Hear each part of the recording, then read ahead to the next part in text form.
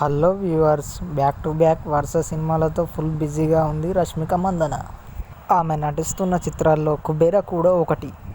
Dhanush, Nagarjuna lead role చేస్తున్న ఈ మూవీని శేఖర్ కమ్ముల గారు తెరకెక్కిస్తున్నారు.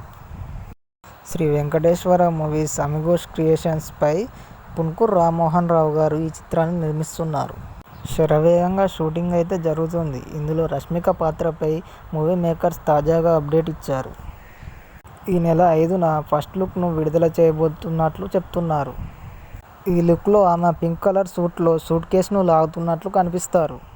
తెలుగు, తమిళ భాషల్లో తెరకెక్కిస్తున్న ఈ మూవీని పాన్ ఇండియా మూవీగా విడుదల చేయనున్నారు.